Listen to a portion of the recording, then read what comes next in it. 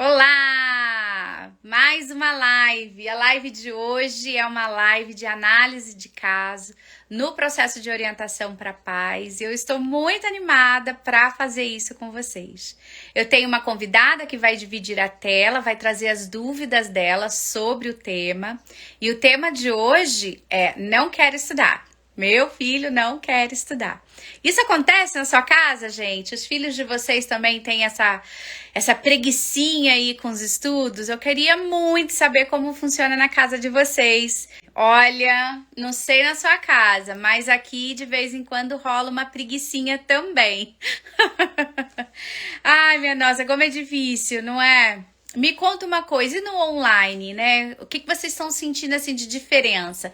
Agora que a maioria das escolas voltaram para o presencial total, mas ainda, né, num sistema ali de presencial e online. Onde vocês acham que é mais fácil para as crianças? No online ou no presencial? Me diz aí. Me conta também se o filho de vocês tem falado muito isso, que não quer estudar, que não gosta, que não consegue. Conta aí um pouco para mim. Hoje a nossa live, ela é uma live de análise de caso. Para quem não sabe, agora eu vou convidar uma seguidora ou um seguidor para dividir a tela comigo. Então ele vai trazer, ela, né, vai trazer ali a dúvida sobre o que acontece em casa e eu vou tentar, com análise e afeto, traçar uma ideia do que pode estar acontecendo. A gente vai falar sobre a postura dos pais, né? Que é aquilo que eu acredito muito. Que quando a gente olha para nossas posturas e a gente organiza elas, fica tudo mais fácil. Deixa eu ver o que vocês estão escrevendo. Achei que piorou muito a questão do estudo no online. Sem dúvida, o presencial é melhor. Deixa salvo, pode deixar. Minha filha voltou para o presencial, mas ainda faz prova com consulta. Perdeu todo o ritmo. Puxa vida, né, Flávio? O meu mais velho se adaptou super bem no online. Já o menor, não. Tem crianças que se adaptam melhor, né? Tem crianças que não se adaptam mesmo. É uma pena. Que mais, gente? O que mais vocês estão sentindo aí de dificuldade sobre essa questão dos filhos não quererem estudar? O que vocês acham? Aliás, deixa eu ver se eu consigo puxar as perguntas. Pergunta dos stories. Fala do comprometimento com a escola. Eles não ligam para as responsabilidades escolares. Estão muito inseguros. Falta. Agora eu li direito, Ana Lu. A gente tá tendo muito disso, né? É uma pena mesmo. Mas vamos ver se hoje a gente consegue entender também um pouco do porquê que as coisas acontecem. Porque quase sempre a gente vai muito para um lugar e às vezes é um outro lugar, né? E aí fica mais fácil. Então a live de hoje é até pra gente olhar as posturas, né? Então eu quero que vocês observem as posturas. Eu vou transmitir agora com a Ai, vamos ver se vai dar certo. Vocês estão me ouvindo bem? Veio. Que bom, deu certo. Tava aqui achando que de repente não ia conseguir. Ai, já aconteceu. Ai, que alegria estar aqui, que privilégio. Obrigada pela oportunidade, Mônica. Imagina, eu que agradeço. Eu acho que é tão bom quando a gente pode dividir, não é? Eu tô Sim. super animada de você ser a primeira na análise de caso, né? O que a gente vai fazer hoje é olhar um pouco para suas posturas, para a gente tentar organizar ela um pouco. E aí você vai em casa, né, com seu parceiro, vai tentando ali olhar para essas posturas para ver o resultado. O resultado, gente, né, é até uma coisa muito interessante é que às vezes a gente quer que as coisas aconteçam da noite para o dia. E não acontece da noite para o dia, porque é um processo. Como tudo, né, Gisele? Você também tem um trabalho super importante que é um processo, né? Aliás, se apresenta Sim. um pouquinho antes de eu começar a fazer um monte de pergunta. Eu falo que acho que emagrecer, fazer as mulheres emagrecerem é mais fácil do que a fase que eu tô agora. as crianças. Eu ajudo no processo de emagrecimento, né? Ajudo mulheres a emagrecerem sem precisar fazer dieta. E eu falo que a gente passou ilesos, né? Falando já mais aqui da minha questão com as crianças, a gente passou ileso aí pela fase do sono, né? Da privação de sono, das birras, e chegamos aí na fase das tarefas. É que nem um videogame mesmo, né? Então agora a gente está nessa luta aí, o Dudu está lá agora com os meninos na batalha do dia, com as tarefas.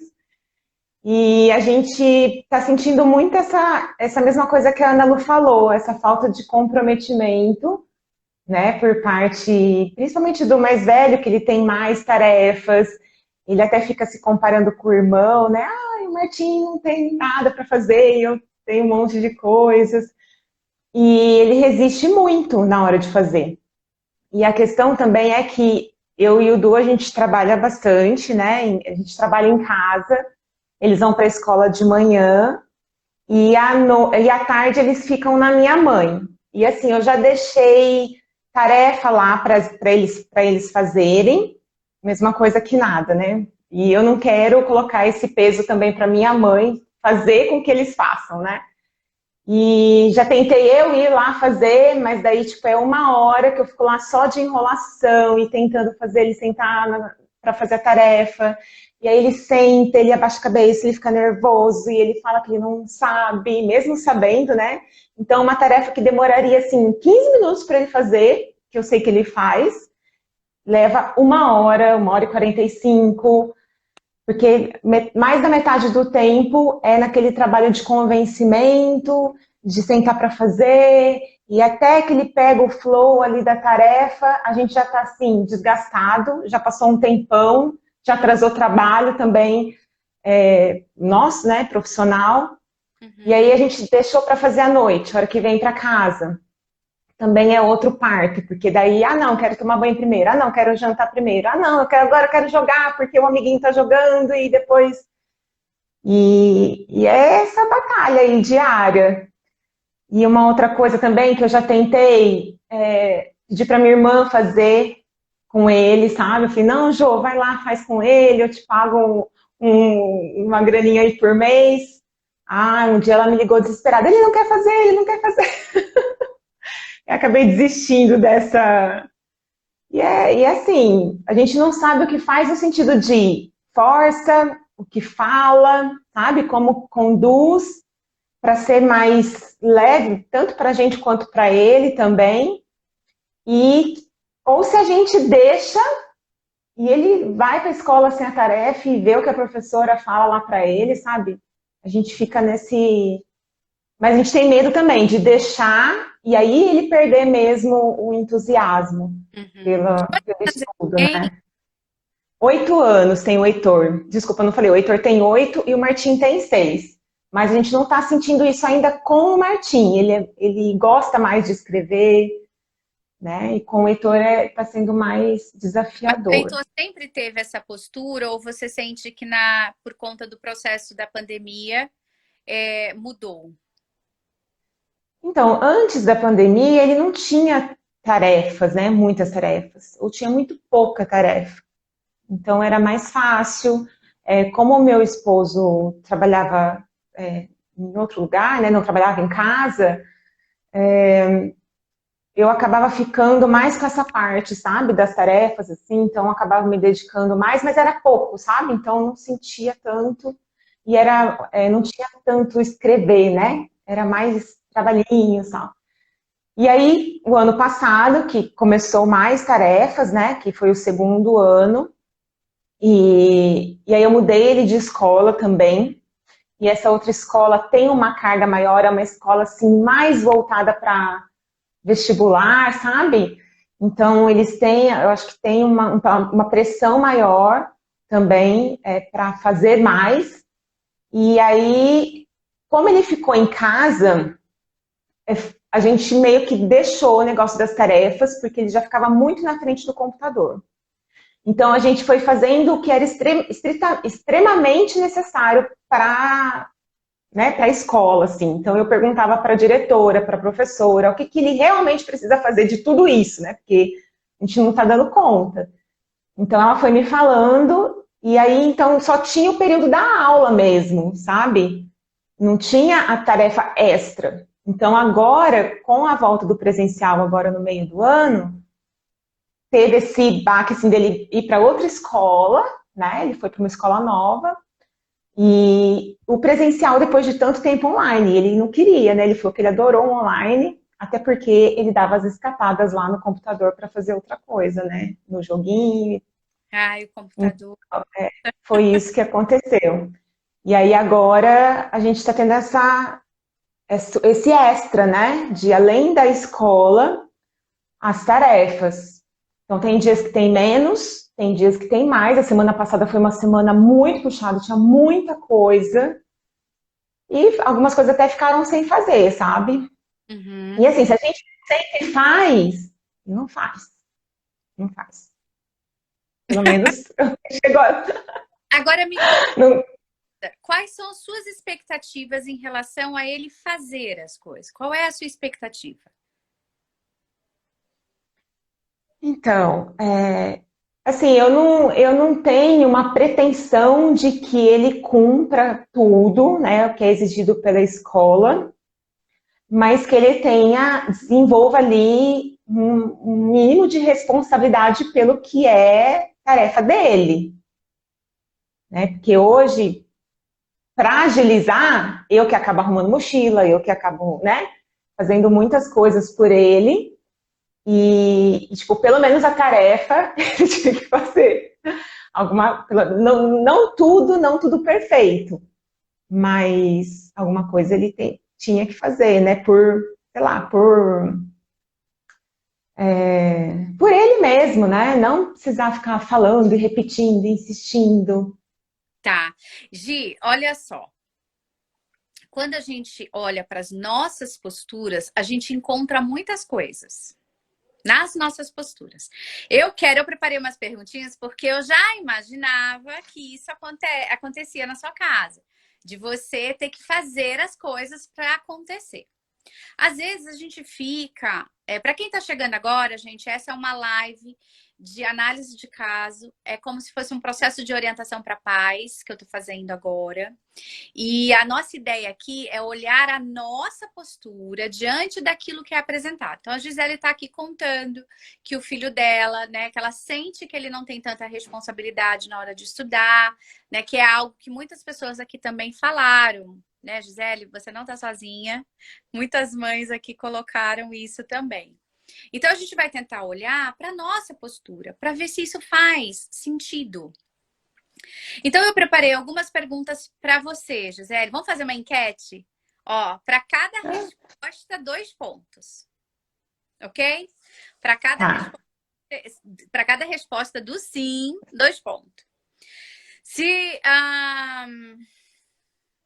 você chega em casa e ele só começa a fazer a lição quando você chega? Por exemplo, você vai para casa É, da sua mãe, né? Então, ele só faz quando você chega? isso, e aí eu tenho que pedir muito, assim, muito mesmo. Tem que ter muita conversa. Pelo menos Tá. uma meia hora, 40 minutos. Então, sim, 2 pontos. Sim, É... Quando você senta do lado dele, ele diz que não consegue fazer?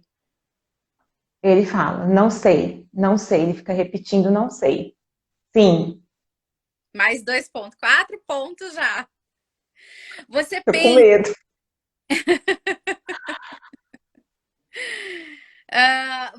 Você costuma pensar assim, puxa, ele só faz se eu faço junto, ele só vai bem se eu organizo, ele só realiza se eu tô ali o tempo todo do lado. Você pensa esse tipo de coisa? Sim, Então, olha só que interessante. Eu vou ter que te dizer que você está em um lugar, ouvindo você falar e já conhecendo muito, né, que as mães têm essa luta mesmo de que os filhos estudem. Eu quero trazer uma perspectiva da sua postura, né, e até para que as outras meninas, né, as outras pessoas que estão aqui também se vejam nesse lugar. Às vezes a gente se coloca muito num lugar de garantir tudo para os filhos. E isso vem por conta da nossa expectativa. Então, por exemplo, eu te perguntei, qual é a sua expectativa? Ah, você falou que ele desenvolva responsabilidade e que ele dê conta das coisas. Então, às vezes, a nossa expectativa ela é elevada. E nesse caso, se a gente olhar, se a gente abrir um pouquinho mais, talvez a sua expectativa esteja elevada. Por quê? Porque responsabilidade é um princípio, é um valor a ser desenvolvido ao longo da vida e não na infância.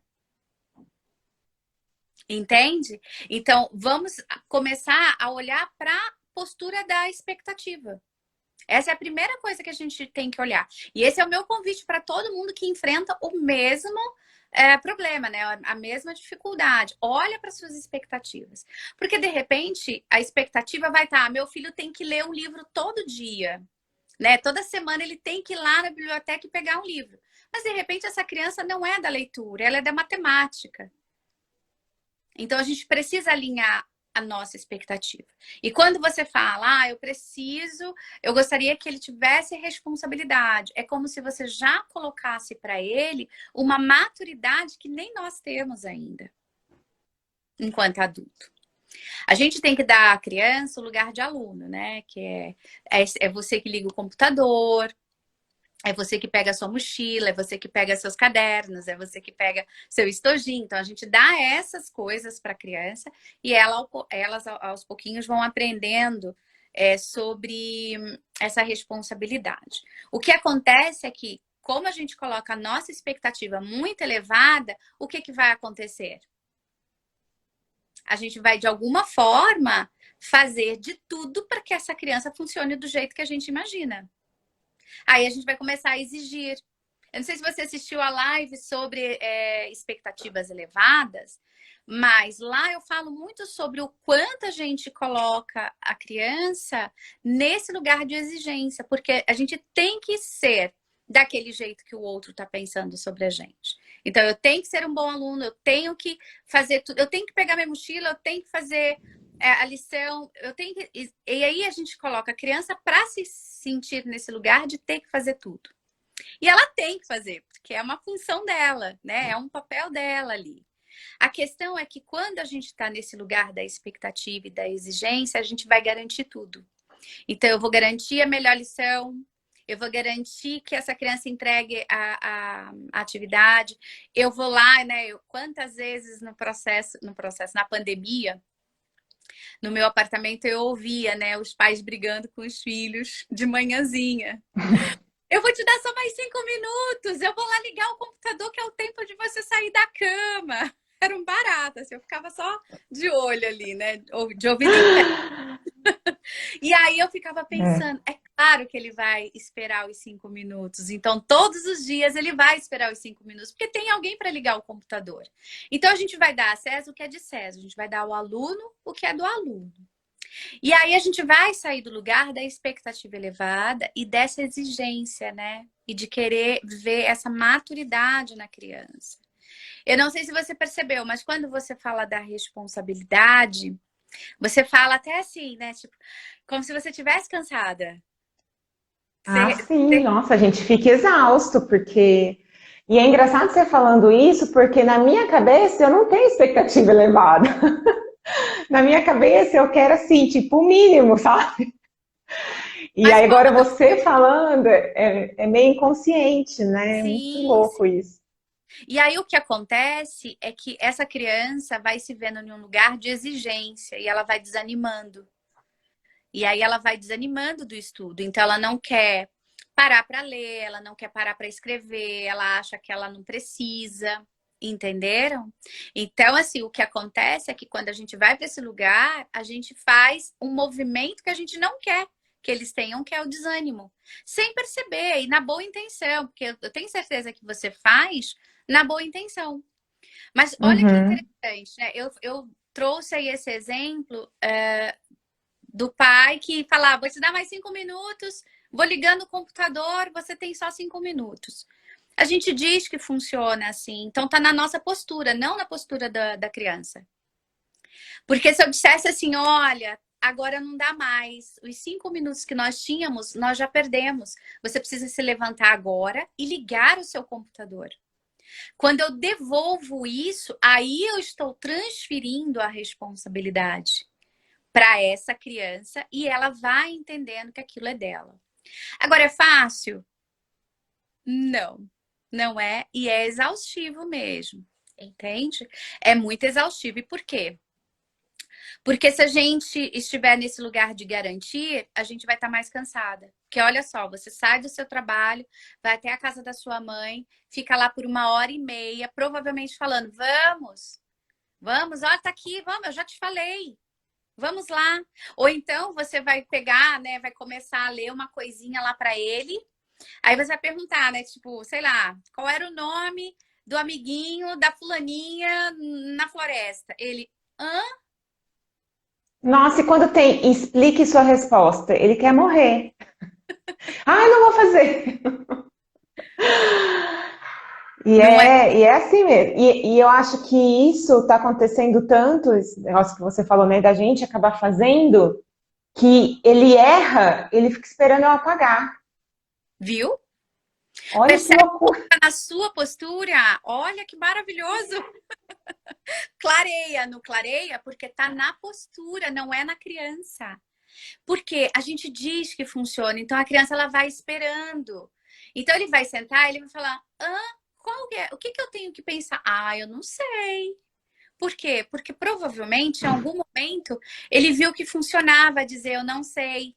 Porque aí a gente vem com a tentativa, com a ajuda, com a construção da frase. Ah, mas você gosta de brincar, não gosta? Gosto. Ah, então escreve que você gosta de brincar. Só que a criança não Uhum. isso espontaneamente. Quem trouxe foi você, né? Fomos nós que trouxemos. Então, quando a gente olha para isso, a gente precisa ajudar a criança a entender uma coisa que é super importante, que é ruim demais mesmo. É chato estudar, né? É ruim porque a gente tem que parar às vezes o que estava fazendo, né? A gente pode dizer isso para eles. É ruim demais. Você estava brincando, agora acabou o horário do brincar, tem que estudar. Mas olha, a mamãe também faz coisas que ela não gosta de fazer. E sinto muito por você ter que fazer uma coisa que você não quer fazer, mas não tem jeito. Nós vamos fazer, né? Você vai fazer. Você vai usar sempre esse lugar. Você vai fazer. É o seu dever, né? E sempre colocando, claro, que você como um apoio, porque aí você pode dizer o que você acha que a mamãe pode fazer para te ajudar a solucionar esse problema. Porque ele vai ter que solucionar o problema e você só vai ser coadjuvante. Você sai do lugar da responsabilidade que você está hoje, né? Da responsabilidade dele, porque existe uma responsabilidade que é dos pais, claro. Mas você sai desse lugar e você dá a ele esse lugar de autonomia, né? De ter autonomia dentro da sua própria área de atuação, que é o lugar do aluno.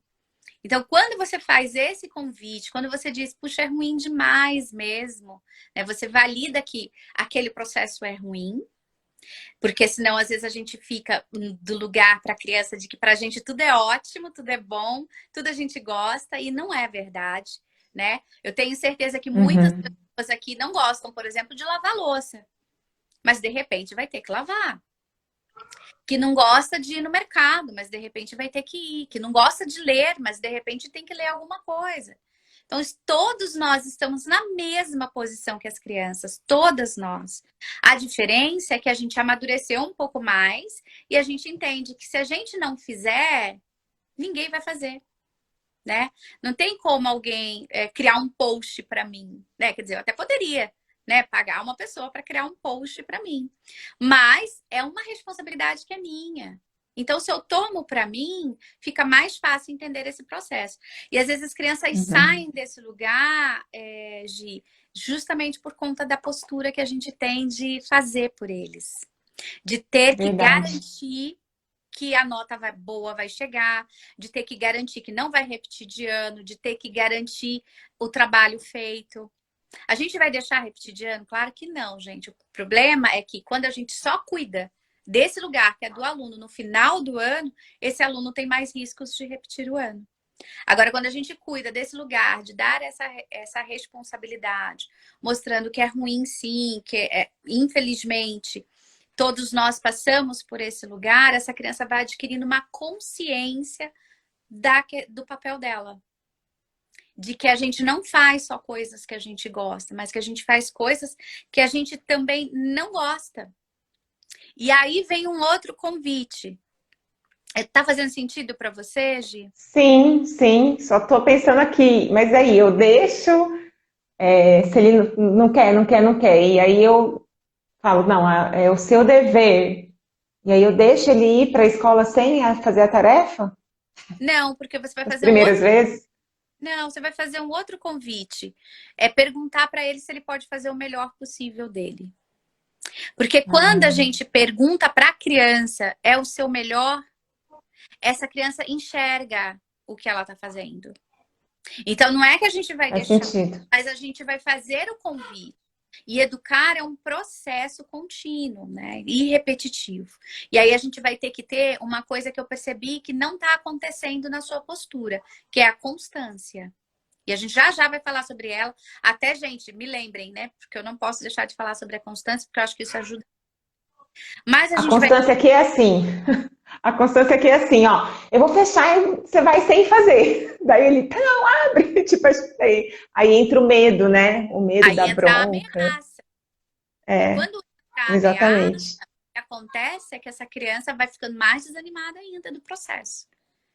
Então, a ideia é a gente olhar para a gente primeiro, para como as coisas estão funcionando, para todos os dias a gente fazer da mesma forma e resgatar esse lugar que pode sim ser chato, mas com responsabilidade e no nosso melhor possível a gente faz, né? Então, É, quando quando a você gente vê, a gente já falou, né? Daí você fala, ai meu Deus, não devia ter falado isso. Mas, tipo, funcionou. Daí você acaba repetindo, meio que no piloto automático, essa postura, tem, né? mas olha só, funcionou e não funcionou. É Funcionou uma na hora, né? Aham, funciona na hora. E eu até vou pedir para que depois você reflita se realmente funciona. Porque quando a gente vem para esse lugar da ameaça, principalmente na hora dos estudos, a gente cria de novo o quê? A espera do vou esperar minha mãe me ameaçar. Então não Hum. funciona. Porque a criança continua e aí vai ficando cada vez mais o quê? Exaustivo para vocês enquanto pais. E aí vocês vão achar que tem alguma coisa errada, vão achar que vocês não sabem educar, vão achar que a escola não está indo bem, entendem? Então, quando a gente se coloca nesse lugar de analisar o que a gente está fazendo, automaticamente a gente organiza os nossos afetos. Então, por exemplo, se você se percebe na postura da inconstância, você organiza a constância, que é uma coisa super importante Entendi. entender. Então, por exemplo, se todos os dias você disser para ele, se você perguntar, você está fazendo o seu melhor possível? Porque você pode fazer o seu melhor possível. O que é possível para você? Ah, para mim é possível ler só essa parte aqui do texto. Tá, ok. É o seu melhor? É o melhor que você pode fazer? Essa criança começa a se perceber. E se você tiver sempre essa mesma postura, uma hora essa criança vai virar e vai falar assim: tá bom, eu vou fazer o que eu tenho que fazer. Por quê? Porque ela sabe o que esperar de você. Ela não vai ver a inconstância. A inconstância é isso. Um dia é a sua irmã que dá a aula para ele, num dia é a sua mãe, aí no dia é você, aí depois é o pai, daqui a pouco tá todo mundo gritando com a criança. É tudo inconstante. Então, se ele não sabe o que esperar de vocês, ele vai atuar nos espaços que ele encontrar. Então, hoje ele atua de um jeito, amanhã de outro, percebe? Uhum, Então, olha como total. faz diferença a gente entender, né? Até a Mary colocou aqui. Ela escreveu constância, coerência e consequência. Todo dia repito isso. Ai, que bom, Mary! Mary é uma querida que já passou pelo processo de orientação e ela sabe o quanto isso é importante. E aí a gente vai vir então para esse lugar da constância, que eu acho que pode ser o que está faltando aí. Porque quando a gente fala, né, da constância, a gente está falando de uma possibilidade da gente ter a mesma postura todos os dias. Sempre a mesma postura. Aí essa criança vai se sentir segura e nessa segurança ela sabe o que esperar de você. Então ela não vai deixar de fazer, ela vai reclamar como qualquer outra criança. Mas ela não vai deixar de fazer ou vai ficar esperando só para que você resolva para ela. Ela vai vir para o lugar da autonomia com muita responsabilidade. Então, você pode dizer para ele, né? Porque eu sei que às vezes a gente quer fórmulas mágicas, mas não existe no processo de educar uma fórmula mágica. O que existe é a construção dessa jornada, né? Então você pode dizer, Uhum. já passou por isso, Gi? Lembra? Eu sempre falo da gente se localizar. Você não já passou por isso? De ter que ir para a escola, de repente ter que estudar uma coisa que não queria? Não já? Então você vai Fazer localizar tarefa de última hora porque esqueceu. exato. Então localiza esse É sentimento, verdade. sabe? Fala, filho, a mamãe já passou por isso. É difícil mesmo, é chato. Mas olha só, tem coisas que só você pode fazer. E nós vamos fazer isso logo, porque aí a gente pode fazer uma coisa que você queira, né? Brincar, ver um pouco de TV. A gente pode fazer outras coisas, né? Então, quando você coloca isso de localizar o seu sentimento, quando você pergunta, né, se ele está fazendo melhor, ele vai criando consciência. Porque o que faz a criança querer estudar é a consciência sobre a responsabilidade que ela tem com a própria vida. Então, enquanto você estiver nesse Uhum. lugar de fazer por eles e da inconstância, não vai funcionar. E você vai ficar sempre nesse lugar. Faz sentido, Gi, para você? Faz, até é isso que você falou, né? A gente fica na dúvida.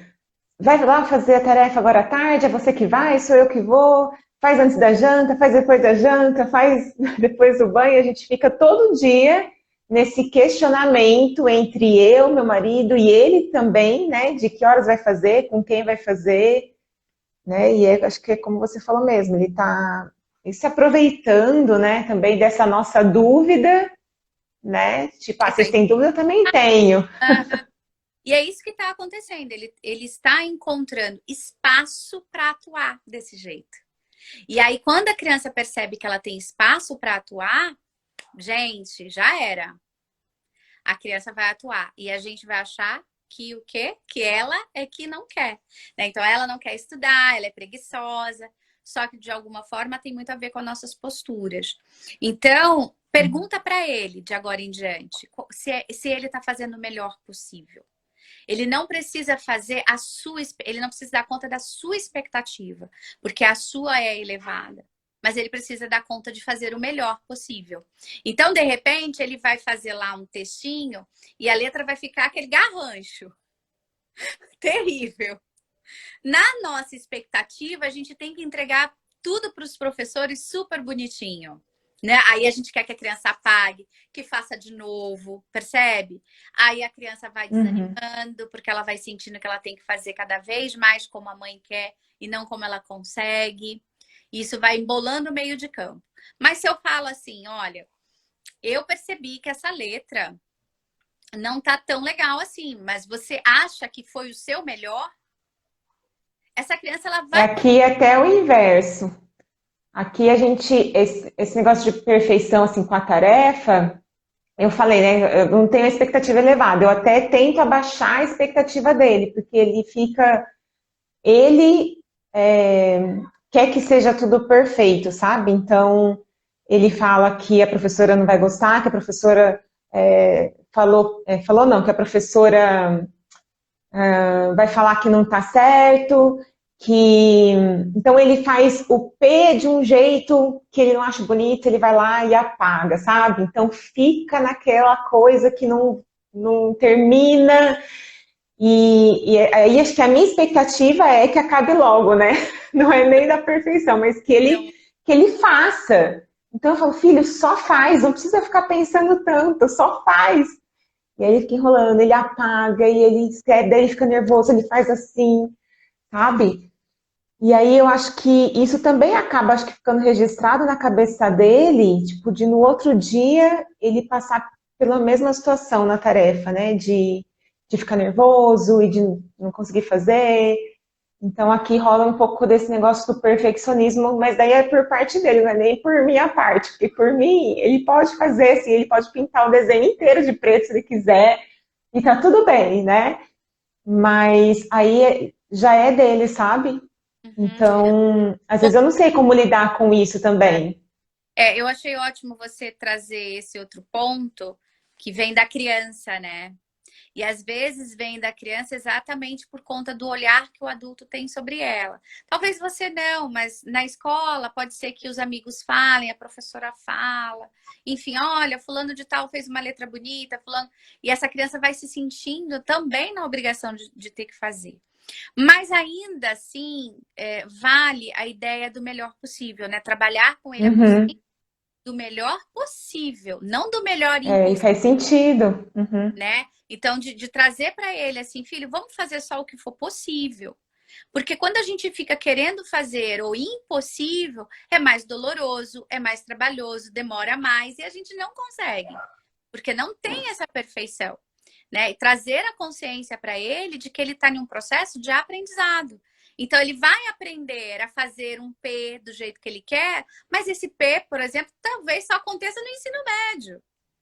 Porque é um aprendizado, né? Chega ali na fase do quarto, quinto ano, a gente não começa a treinar a nossa assinatura, mas a nossa assinatura só ganha identidade mesmo na vida adulta, né? Sim. Então, traz isso para ele, né? Que essa, essa questão, assim, de quanto mais perfeito tiver, né, colocar ali na lição, vai trazer mais demora, mais sofrimento.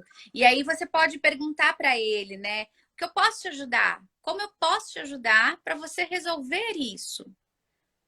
Né? Aí ele vai falar: ah, mãe, não sei, é que eu, sei lá, queria que minha letra ficasse perfeita. Olha, filho, para sua letra ficar perfeita, tem que treinar. Então vamos fazer o seu melhor possível hoje, porque de pouquinho em pouquinho a sua letra vai ficando como você imagina.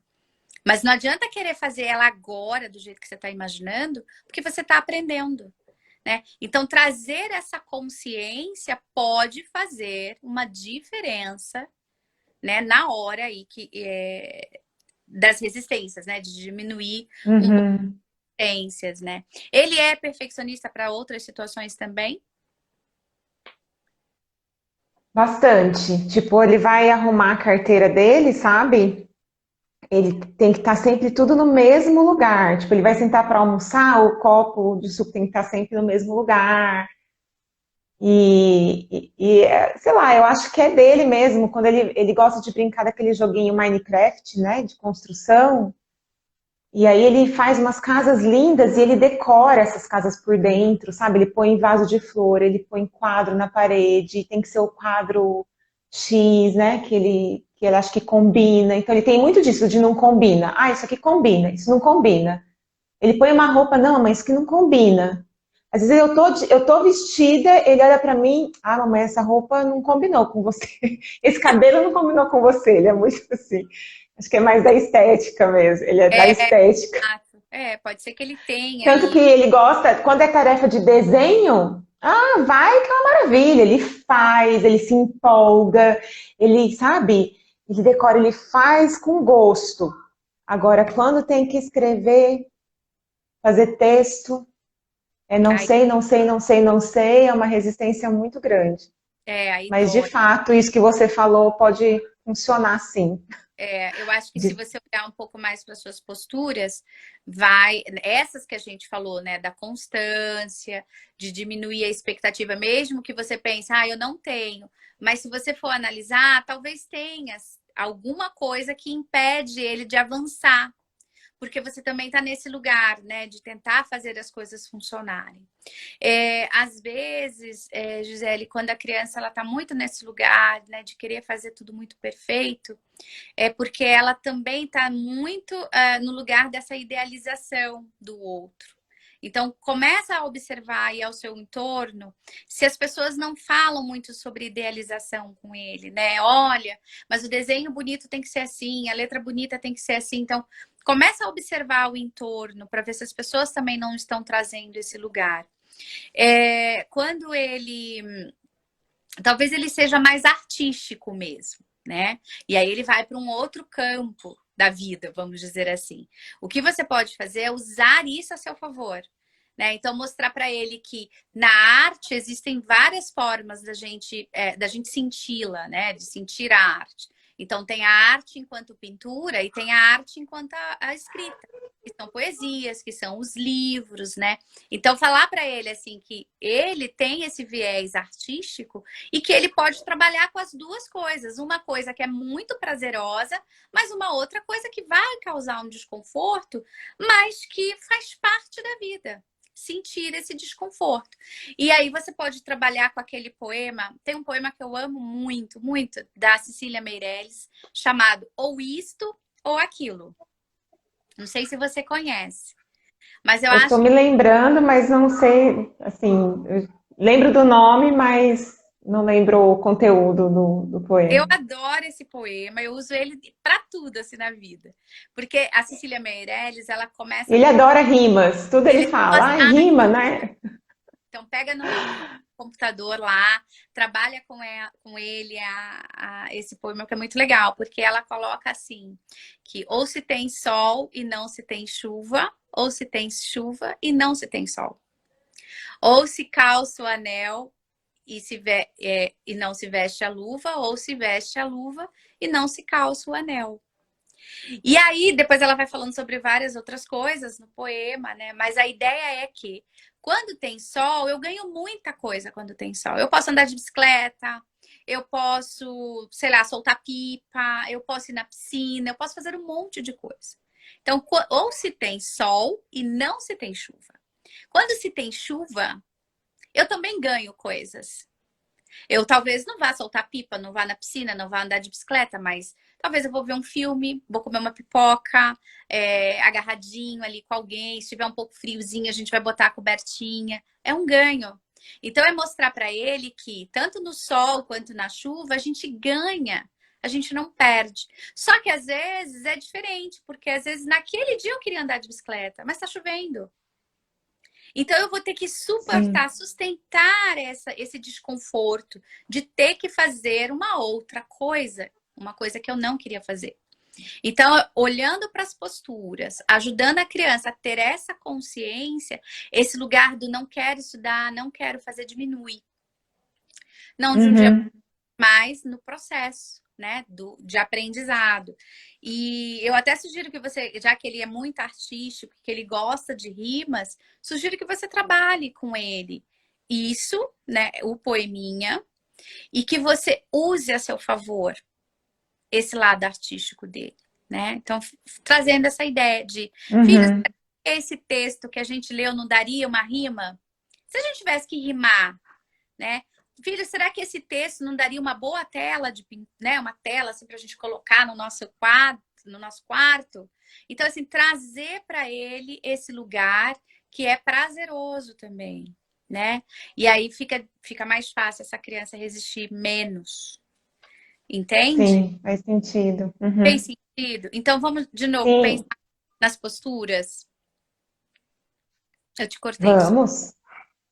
Não, eu ia falar que isso que você falou da idealização, pensando aqui, né? Ele foi o primeiro neto dos dois lados, tanto do meu lado quanto do lado do meu marido, assim, então foi muito, muito desejado mesmo ali, né? E logo que ele nasceu também, aí eu perdi o meu pai e meu marido perdeu o pai dele, né? Perdemos meu sogro quando ele era muito pequenininho. Então, as avós ficaram muito próximas, né? Assim, muito mesmo. E eu acho que veio mais até dessa proteção, né? Dessa coisa de, nossa, agora eu tenho que oferecer mais porque não tenho avô, né? Então eu acho que sim, sinto um pouco, acho, né?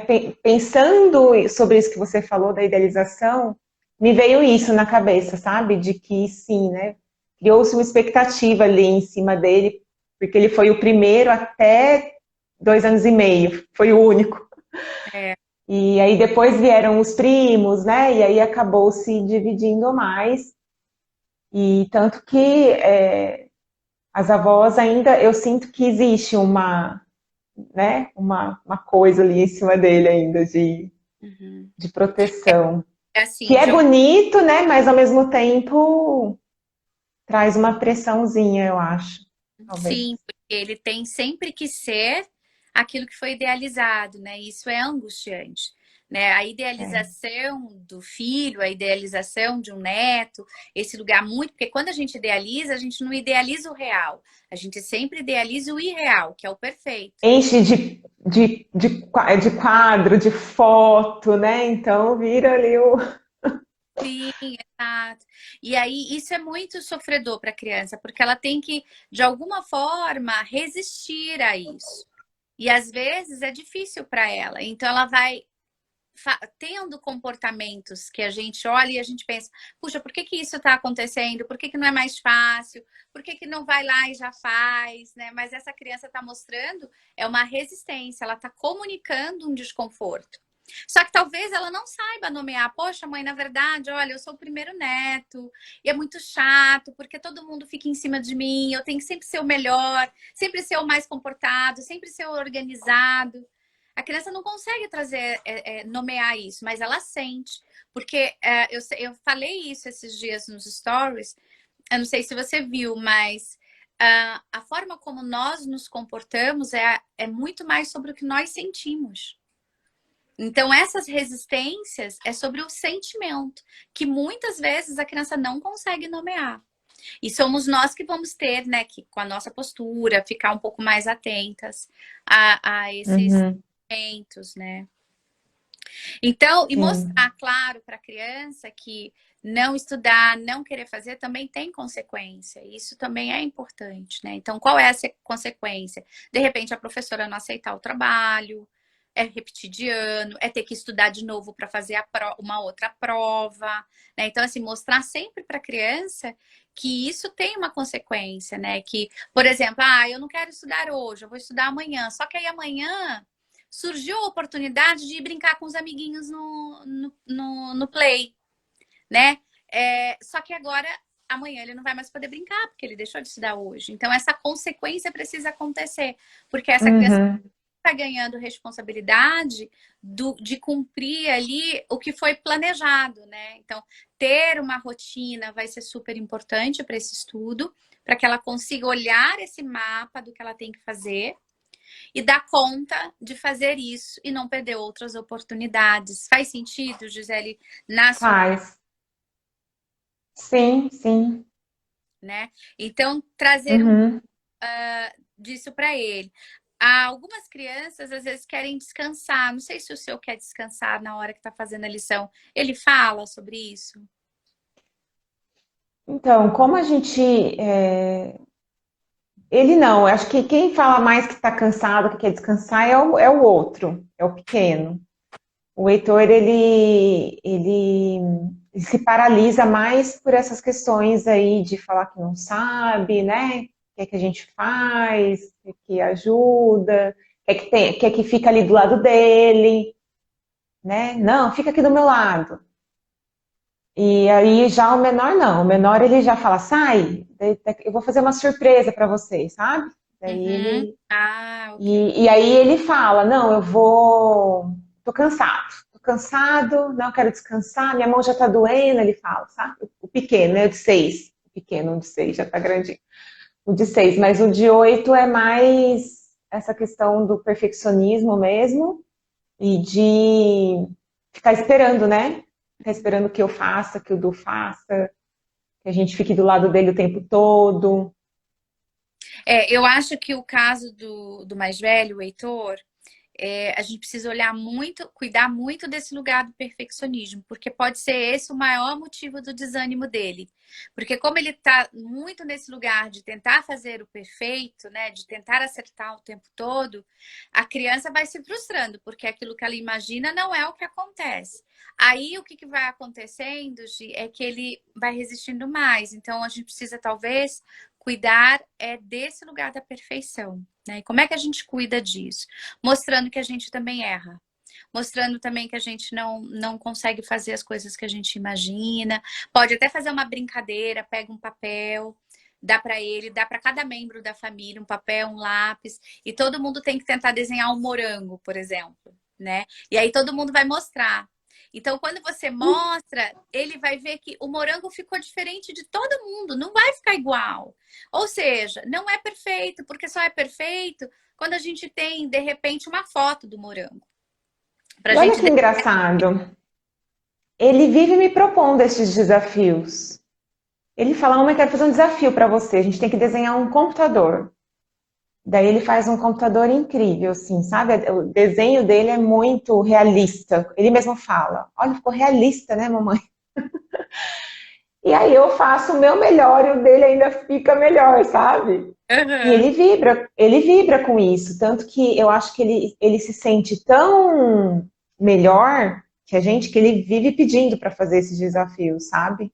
Uhum. Meio que na tentativa de Uhum. ser melhor mesmo, É, né? De não errar. não errar. Então ele Porque é um fala, lugar não, mãe, eu quero. confortável para ele. Essa é a questão. Ali é um lugar confortável. O que que é confortável? Ele é bom em desenhar. Ele é bom na arte, né? Naquilo que ele faz, naquilo que ele produz. O que você vai fazer na brincadeira é mostrar para ele que talvez você não consiga desenhar um computador como ele consegue desenhar, mas você é boa também em outras coisas, né? E que as tentativas naquilo que a gente não é bom é que vai aperfeiçoando. E aí, por exemplo, quando ele estiver fazendo a lição, talvez você possa mostrar isso para ele. Filho, você é muito bom em desenho. Esse é o seu campo. Agora, esse campo aqui a gente tem que melhorar, né? O que eu posso fazer para que você resolva isso? Ah, eu quero que Uhum, você fique do meu lado. Então tá bom, então eu vou ficar do seu lado. Mas você tem que resolver isso. Você tem que fazer a sua lição, mesmo sendo uma situação desconfortável. Porque você já é bom em muitas outras coisas. Nessa a gente precisa melhorar. Então, trazendo essa consciência talvez ajude. Fazer essa brincadeira, na verdade, talvez funcione para ele como uma tentativa de mostrar para vocês que ele é bom em alguma coisa. E por isso que ele fica solicitando essa brincadeira. E eu acho ótimo. Agora, o que a gente vai fazer é usar essa brincadeira a nosso favor, né? Para mostrar para eles que vocês estão em um processo de aprendizado também no desenho. uhum, Sinta ali, sim. confortável, aceito dentro das dificuldades e das habilidades dele, né? Acho que vale a pena também você perguntar para ele quando ele está muito resistente, é se esse jeito está funcionando, né? Você pode falar, filho, quando você está desenhando, nossa, é muito legal, eu vejo você super empenhado. Mas quando a gente está fazendo o textinho, eu percebo que é desanimador para você. Você acha que está funcionando assim? Ele vai refletir, porque a gente só muda o nosso comportamento quando a gente reflete. Então, quando a gente faz as perguntas mais subjetivas, essa criança consegue refletir e ela consegue pensar: puxa, eu não estou fazendo o meu melhor nisso. Eu super faço o meu melhor no desenho, mas nisso eu não faço. Me lembrou uma história pessoal de quando eu era criança. Eu passei, eu acho que eu estava na quarta série antigamente. Não, quarta série. E aí, eu tava numa fase na minha escola que não estavam acertando a professora de português. E olha como a criança aproveita os espaços. Eu tinha uma professora de matemática que eu era apaixonada por ela. Então, meu caderno de matemática, gente, era o mais lindo da sala. Ele tinha florzinha, eu fazia margem, eu pintava com canetinha. Era assim, era lindo, só ganhava 10 no caderno. Em português, a gente estava com dificuldades de professores. Então, cada dia era uma estagiária até acharem uma professora.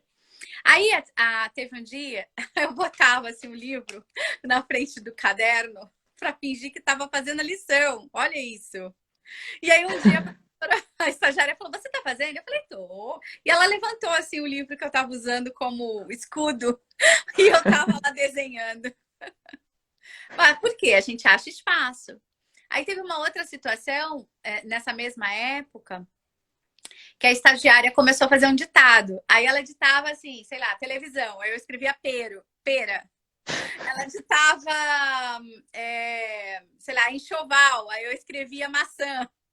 Eu escrevia só as palavras que eu achava fáceis. Eu não escrevia.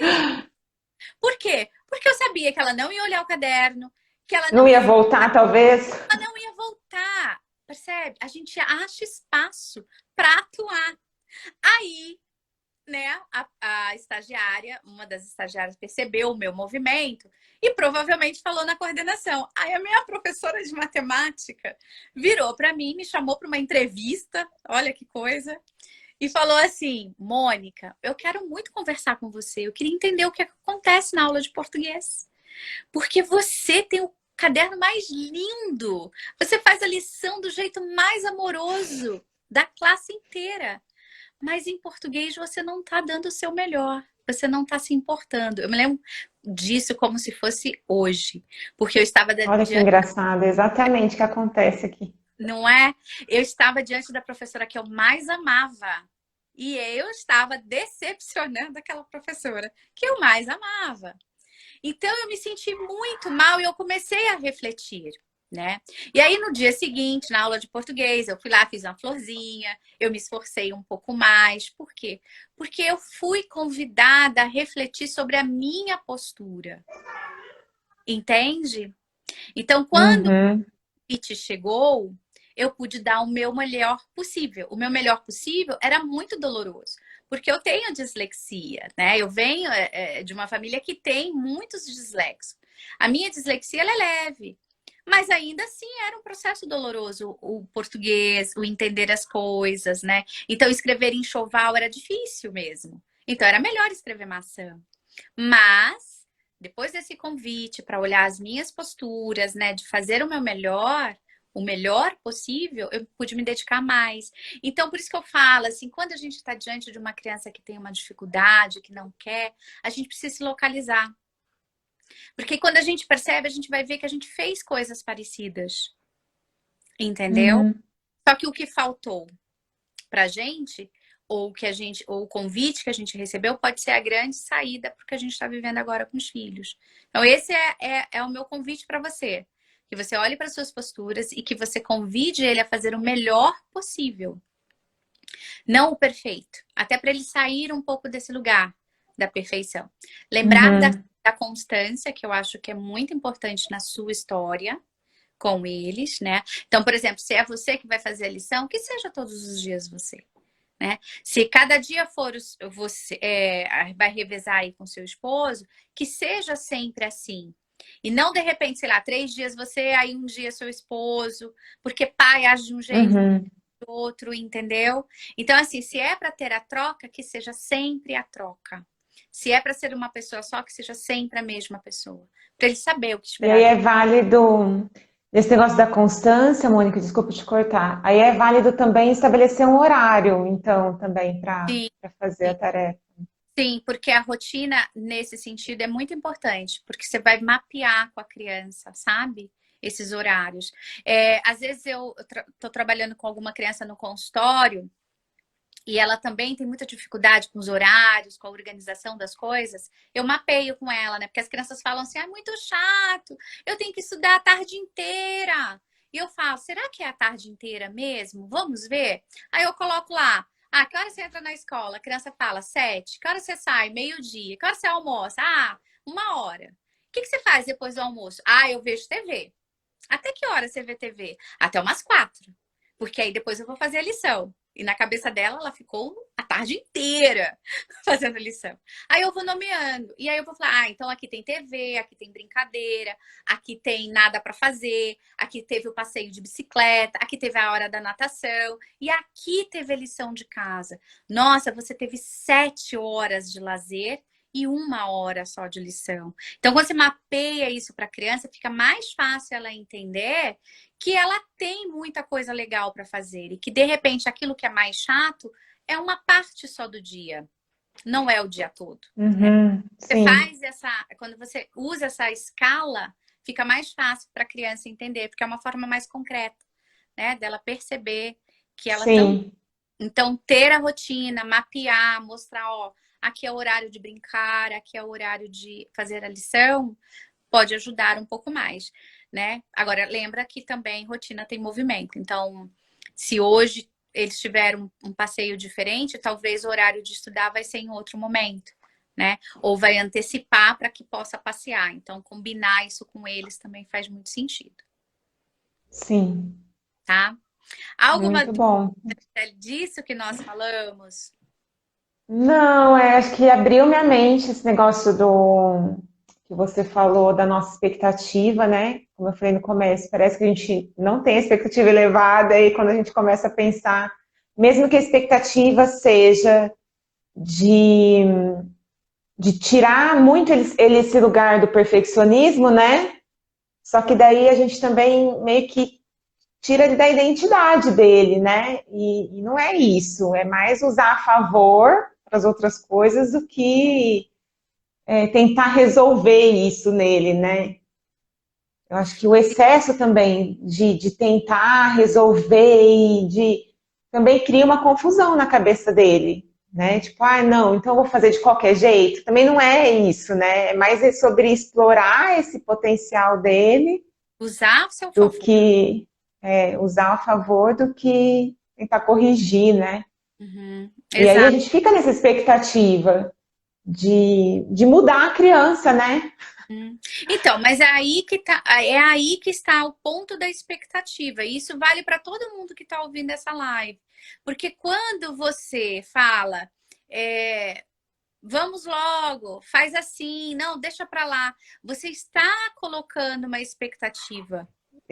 E aí, Isso, e na exatamente. expectativa, a gente faz essa exigência do outro ser como a gente quer que ele seja. É, Entendeu? exatamente E isso. aí o que vai acontecer é que talvez ele vai ficando cada vez mais nesse lugar do perfeccionismo, porque ele tem que ser como vocês idealizam. Então ele vai ficando. Uhum. E o perfeccionismo é um lugar sofredor. É muito sofrimento. Por quê? É a criança que apaga o tempo todo, é o lápis muito pressionado na folha. Ali existe sofrimento. Então, sim, talvez tenha que olhar para essa postura, olhar para essas exigências que chegam sem vocês perceberem, né? Para tirar o pé Uhum. para ver se diminui esse lugar e fique menos desanimador para ele, porque eu acho que o desânimo chega pela tentativa sucessiva, né, de tentar ser perfeito. Faz sentido, Sim, sim, muito, muito mesmo. né? Mas essa Gente, que dúvida, bom! Deu para clarear, de nossa, demais. Obrigada, Mônica, pela oportunidade. Eu vou, né, acho que digerir tudo isso, é bastante informação, mas deu para ficar bem claro a minha postura, né? O quanto eu estava conduzindo tudo e tentando fazer tudo para ele resolver tudo. E isso é cansativo demais, né? E aí quando chega, tipo, esse horário da noite, que a gente já está cansado, eles também estão cansados, a gente vira um rebuliço. né? E a gente entra no lugar de, ai, vamos logo, porque aí a gente quer se livrar desse cansaço todo. É, e dá ameaça também, né? Não, então vai ser Tem fazer. Aí eu ameaça. fecho a apostila, daí ele abre, daí eu fecho. Uhum, uhum. Aí vira uma guerra, né? Fica todo mundo É, batendo. exatamente. E a criança, claro, que vai tentar ganhar esse combate, porque ela quer sempre vencer dos pais. Então, olhar para as posturas é muito importante, Gi, muito importante. Olha aí para a consequência, para essa coisa de ter que funcionar do jeito de vocês. Olha para a constância, na verdade, né? Isso, essa é a chave para mim, esse negócio da constância aí, né? De horário, de quem vai fazer, né, com ele para ele já ter isso tranquilo na mente dele, porque ele também fica, né? Porque Sim, comigo ele tem uma postura, comigo ele age de um jeito, com meu marido ele age de outro. A mãe é a chata, o pai é mais tranquilo, assim, né? Então ele cria também essa expectativa, né? Será que hoje é minha mãe ou é meu pai que vai fazer? Como é que será que eu vou agir? E, exato. E essa e inconsciência até é um espaço vazio enorme. exatamente, exatamente. Mas eu também acabo fazendo, né? Para agilizar, para ir mais rápido, Uhum. É, ameaçando. agora, a minha outra dica é quando você começar a olhar para suas posturas, tenha paciência com você também, né? Porque eu sei que você vai querer fazer para poder dar conta das coisas o mais rápido possível. Mas faz esse movimento, por exemplo, de hoje até a próxima segunda-feira, faz o movimento de ter mais paciência com você, né? Para você conseguir olhar para constância, para as exigências, olhar aí, sinalizar, né? Listar aí as expectativas, para depois começar a colocar isso em prática. Porque enquanto você também não mapear em você e não colocar paciência para você, né, ser alto, né, ou colocar ali para você, você não vai ver o resultado. Porque o resultado para a gente é muito imediato, né? A gente quer as coisas para agora. Então, tenha paciência com você mesmo nesse processo Uhum. de Sim, descoberta das exigências, das expectativas, da constância, né, da rotina. Então, te dê esse tempo de uma semana para se preparar, para começar a construir uma nova história. certo. E aí você vai ver que vai funcionar, né? Porque você vai começar com você mesma. Tá bom? Tá bom, obrigada, Mônica. Ajudou muito mesmo, viu? Eu Obrigada de agradeço coração. você ter Depois dividido eu essa. volto para te contar. Ah, eu quero. Depois a gente faz uma outra para dizer como foi. Tá bom? Sim, sim. Fazer assim. Tô Gente, animada, tô eu esperançosa. Agora vai dar certo. vai, confia, porque funciona. Quando a gente olha para dentro da gente, a gente muda tudo, porque assim, é o que eu sempre tenho dito, não é sobre estratégias, não é ferramenta, não é tipo, não é o cantinho bonitinho do estudo que vai fazer funcionar. É a sua postura que vai fazer funcionar. É como você Exato. age, entendeu? O cantinho do estudo pode estar lindo e maravilhoso, mas se você não tem constância na sua postura, não vai adiantar. Então é sobre educar filhos, é sobre conexão, é sobre isso que a gente faz, né? Trazendo pra gente, levando pra criança. É sobre esse encontro, tá? Gente, eu vi que Certo. chegaram muitas perguntas muito parecidas com, né, com respostas do que a gente falou, né, Gisele? Então, eu sugiro assim, se você ainda ficou com dúvida, eu vou deixar a live salva. Escreve de novo a sua dúvida na live. Aliás, diz lá nos comentários o que é que mais impactou vocês nessa live. Porque aí eu posso vir e dar uma ideia do que pode estar acontecendo com vocês também. Tá bom? Eu vou encerrar essa live. Eu desejo uma ótima noite para todo mundo. Gi, muito obrigada. Até Obrigada pela oportunidade. Que honra e que, nossa, que privilégio. Tô nas nuvens. e que não, e Nas que nuvens. bom dividir isso com você, né? Você trouxe tanta coisa que provavelmente outras mães passam também, como essa coisa do perfeccionismo, do desânimo, do ser bom em uma coisa e não ser bom em outra, né? Então é maravilhoso quando a gente pode compartilhar nossas experiências com os outros. Obrigada de coração. Gente, Obrigada, é na Mônica. quinta, porque quinta tem uma outra convidada para a live aí de análise de caso, tá bom? Beijos, boa noite. Tchau, obrigada. Tchau, tchau. Beijo.